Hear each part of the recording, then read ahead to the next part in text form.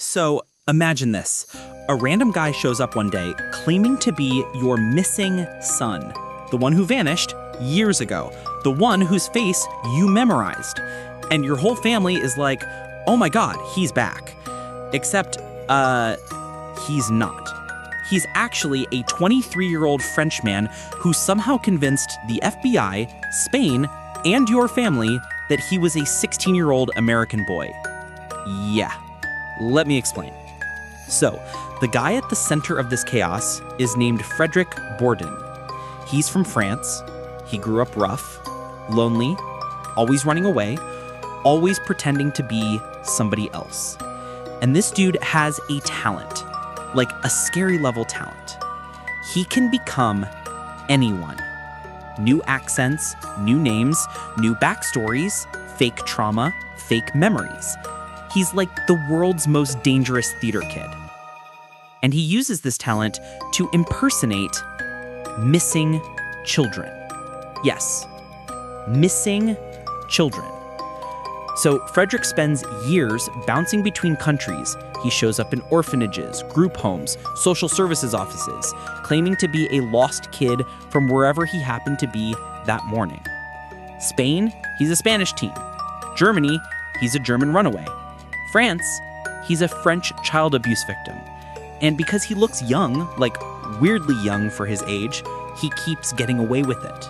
I mean, imagine being 23 but able to pass for 15 if you shave. That's Frédéric. But in 1997, he pulls off the big one. His craziest impersonation ever. He somehow convinces authorities in Spain that he is Nicholas Barclay, a 16-year-old American boy who disappeared from Texas 3 years earlier. Now, pause. Nicholas had blonde hair, blue eyes, American accent.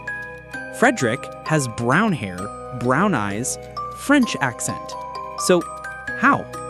Well, Frédéric tells the police that he was kidnapped by a military sex trafficking ring that dyed his hair, changed his features, abused him, forced him not to speak English, and tortured him for years. So when he acts confused or avoids eye contact or forgets details, police think it's trauma. This dude used trauma as a disguise. This is next level manipulation.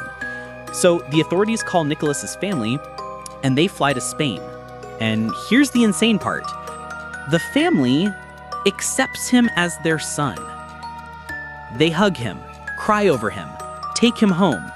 And now Frédéric is living in Texas as Nicholas Barclay, a missing boy he absolutely is not.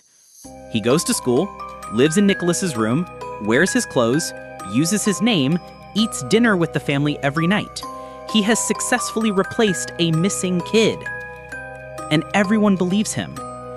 Except something's off. One day a private investigator looks at him and goes, that's a grown man, not a child. Then an FBI agent looks closer and she's like, why does this kid have 5 o'clock shadow? So they run a DNA test. And boom. Not Nicholas. Not American. Not a teenager. He's Frédéric Bourdin, a grown man in his 20s who had fooled an entire family and an entire country that he was their son.